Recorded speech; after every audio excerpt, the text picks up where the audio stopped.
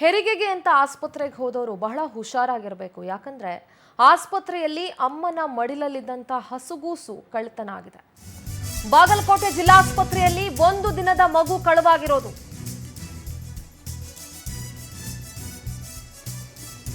ನರ್ಸ್ನ ಸೋಗಿನಲ್ಲಿ ಬಂದು ಮಗುವನ್ನ ಕದ್ದು ಎಸ್ಕೇಪ್ ಆಗಿರೋದು. ನೆನ್ನೆ ಸಂಜೆ ಹೆಣ್ಣು ಮಗುವಿಗೆ ಜನ್ಮ ನೀಡಿದ್ರು ಮಾಬೂಬಿ. ಮಗುವಿಗೆ ಉಸಿರಾಟದ ತೊಂದರೆ ಅಂತ ಕಳ್ಳಿಯೊಬ್ರು ಮಗುವನ್ನ ಎತ್ಕೊಂಡು ಹೋಗಿದ್ದಾರೆ. ನರ್ಸ್ ಸೋಗಿನಲ್ಲಿ ಬಂದು ಎಸ್ಕೇಪ್ ಆಗಿದ್ದಾಳೆ ಕಳ್ಳಿ. ಅಂದ್ರೆ ಆ ಜಿಲ್ಲಾಸ್ಪತ್ರೆಯಲ್ಲಿ ಭದ್ರತೆ ಎಷ್ಟಿದೆ ಅನ್ನೋದನ್ನ ಪ್ರಶ್ನೆ ಮಾಡಬೇಕು. ಮೊದಲು ಸ್ಥಳಕ್ಕೆ ಬಾಗಲಕೋಟೆ ಪೊಲೀಸರು ಬಂದು ಪರಿಶೀಲನೆ ನಡೆಸಿದ್ದಾರೆ. ಅಂದ್ರೆ ಯಾರು ಬೇಕಾದ್ರೂ ನರ್ಸ್ ಅಂತ ಬಂದು ಏನ್ ಬೇಕಾದ್ರೂ ಮಾಡಬಹುದಾ? ಹಾಗಾದ್ರೆ ಜಿಲ್ಲಾಸ್ಪತ್ರೆ ಎಷ್ಟು ಸೇಫ್ಟಿ ಆಗಿದೆ ಅನ್ನೋ ಪ್ರಶ್ನೆ ಬರುತ್ತೆ. ಬಹಳಷ್ಟು ಸಲ ಈ ತರ ಮಗು ಕಳ್ಳತನಗಳು ಜಿಲ್ಲಾಸ್ಪತ್ರೆಗಳಿಂದ ತಾಲೂಕು ಆಸ್ಪತ್ರೆಗಳಿಂದ ಆಗಿರೋದನ್ನ ನಾವು ಗಮನಿಸಿದ್ವಿ. ಅಂದ್ರೆ ಸರ್ಕಾರಿ ಆಸ್ಪತ್ರೆಗಳು ಅಂತಂದ್ರೆ ಅಲ್ಲಿ ಭದ್ರತೆ ಇಲ್ಲ. ಯಾರು ಬೇಕಾದ್ರೂ ನರ್ಸ್ ತರ ಬಂದು ಮಗು ಕತ್ಕೊಂಡು ಹೋಗ್ಬೋದು ಅಥವಾ ಇನ್ನೇನೋ ಮಾಡ್ಬೋದು. ಒಂದು ದಿನದ ಹೆಣ್ಮಗು, ಮಗುಗೆ ಉಸಿರಾಟದ ತೊಂದರೆ ಇದೆ ಅಂತ ಹೇಳಿ ನರ್ಸ್ ರೂಪದಲ್ಲಿ ಬಂದು ಎತ್ಕೊಂಡು ಹೋಗಿರೋದು.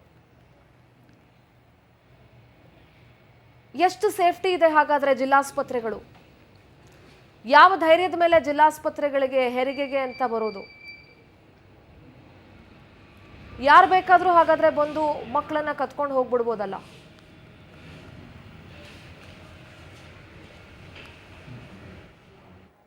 ತಕೊಂಡ್ಬರ್ತೀನಿ ಕಾಜ್ನಾಗ ಇಡ್ಬೇಕಂತ ಹೋಗ್ಯಾರ್ರಿ. 3 ಹುಡುಗರು ಅದಾವು. ನಿಮ್ದೊಂದು 4ನೇದು 10 ಗಂಟೆಗೆ ತಂದು ಕೊಡ್ತೀನಿ ಅಂತ ಹೇಳಿದ್ರು. ನಮ್ಮ ಏನಂದ್ರೆ ಹಾಲು ಕುಡಿಸ್ಕೊಡ್ತೀವಿ ತಡಿ ಅಂತ ನಾನು ಬರ್ತೀನಿ ಅಂತ ಅನ್ನೋದಕ್ಕೆ ತೊಗೊಂಡು ಎಷ್ಟೊತ್ತಿಗೆ ಹೋದ್ರು? 4:00ಗೆ ಹೋದಾಳ್ರಿ. 4:00ಕ್ಕೆ ಬಂದಾಳ, 4:00ಗೆ ಹೋದಾಳೆ. ಅಲ್ಲಿವರೆಗೂ ನಾವು ಕೊಟ್ಟಿಲ್ಲ. ಈಗ 4:00ಗೆ ಹಾಕಿನ ಹಿಂಗೆ ಹೊತ್ಕೊಂಡಿಕಿನ ಕೊಟ್ಟನೆ ಹೋದ್ರು. ಏನಂತ ಹೇಳಿ ಹೋದ್ರಿ? ಕಪ್ಪ ತಕೊಂಡ್ಬರ್ತೀನಿ ಅಂತ ಹೋದಾಕಿ ಇನ್ನೂ ಅದ್ರ ಪತ್ತೆ ಇಲ್ಲ. ಇವರೆಲ್ಲ ಹುಡುಕ್ತೀನಿ ಅಂದ್ರೆ ಏನು ಮಾಡ್ತಾರೆ ಗೊತ್ತಿಲ್ಲ. ನರ್ಸ್ ಏನಂದ್ರೆ ಆಮೇಲೆ ನೀವು ನರ್ಸ್ ನರ್ಸ್ ಅದೇನಂತ ಹೇಳ್ರಿ, ನಾನು ನರ್ಸ್ ಅದೀನಿ ಮಂಗಳೂರು ಮೇಡಮ್ ಅಂತ ಕೇಳಿದ್ರು ಹೇಳ್ರಿ ಕೌಂಟರ್ನಾಗ. ಅವರು ಹೇಳ್ತಾರೆ ನೋಡ್ರಿ ಸಿಸ್ಟರ್ಗಳು ಅಂತ. ಶ್ರೀಮತಿ ಮೈಬೂಬಿ ನದಾಫ್ ಅವರು ಬೆಂಗನ ಮನೆ ಬಂದು ಬೆಳಗಾವಿ ಇಲ್ಲಿ ಬಾಗಲಕೋಟೆಗೆ ಅವರು ಸುಮಾರು 2 ತಿಂಗಳಿಂದಲೂ ಕೂಡ ಬಾಗಲಕೋಟೆಯಲ್ಲಿ ಅವ್ರ ಮನೆ ಇರೋದ್ರಿಂದ ಹಾಸ್ಪಿಟ್ಲಿಗೆ ತೋರಿಸೋದಕ್ಕೆ ಬಂದಿದ್ದಾರೆ. ನಿನ್ನೆ ಡೇಟು ಕೊಟ್ಟಿದ್ದಾರೆ ಡೆಲಿವರಿಗೆ. ಸುಮಾರು 5 ಗಂಟೆ 17 ನಿಮಿಷಕ್ಕೆ ನಿನ್ನೆ ಡೆಲಿವರಿ ಆಗಿದೆ.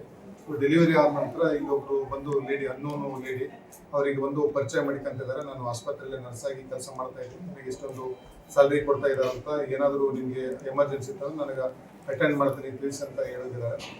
ಆನಂತರ ಮತ್ತೆ ಪುನಃ 7-15 ಗಂಟೆಗೆ ಬಂದಿದ್ದಾರೆ. ಬಂದ ನಂತರ ಕೂಡ ಇವ್ರ ಜೊತೆ ಸ್ವಲ್ಪ ಹೊತ್ತು ಮಾತಾಡಿದ್ದಾರೆ. ಅವ್ರದ್ದು ಯಾರು ಶ್ರೀಮತಿ ಮೈಬೇಬಿ ನದಾಫ್ ಇದ್ದಾರೆ, ಅವ್ರದ್ದು ಸಿಸ್ಟರ್ ಮತ್ತು ತಾಯಿ ಕೂಡ ಜೊತೆಗಿದ್ದಾರೆ. ಅವ್ರ ಸಿಸ್ಟರ್ ಕೂಡ ಅವರು ಮಾತಾಡಿದ್ದಾರೆ. ಆ ನಂತರದಲ್ಲಿ ಬೆಳಗಿಂದು ಜಾವ ಸುಮಾರು ಅಂದಾಜು 4 ಗಂಟೆ 15 ನಿಮಿಷಕ್ಕೆ ಬಂದು ಮಗುವಿಗೆ ನೆಬಲೈಸೇಷನ್ ಕಫ ಗಟ್ಟಿಯಾಗಿದೆ. ಬಾಗಲಕೋಟೆ ಪ್ರತಿನಿಧಿ ನಿಜಗುಣ ಮಠಪತಿ ದೂರವಾಣಿ ಸಂಪರ್ಕದಲ್ಲಿ ಜಾಯ್ನ್ ಆಗ್ತಿದ್ದಾರೆ. ನಿಜಗುಣ, ಆಸ್ಪತ್ರೆಯಲ್ಲಿ ಮಗು ಕಳವಾಗಿರೋದು, ಒಂದು ದಿನದ ಹೆಣ್ಮಗು. ಅಂದ್ರೆ ಆಸ್ಪತ್ರೆಯಲ್ಲಿ ಯಾರು ಇರ್ಲಿಲ್ವಾ? ನರ್ಸ್ಗಳಿರ್ಲಿಲ್ವಾ? ಯಾರು ಬೇಕಾದ್ರೂ ನರ್ಸ್ ತರ ಬಂದು ಮಕ್ಕಳನ್ನ ಕಳ್ತನ ಮಾಡ್ಕೊಂಡು ಹೋಗ್ಬಿಡ್ಬೋದಾ?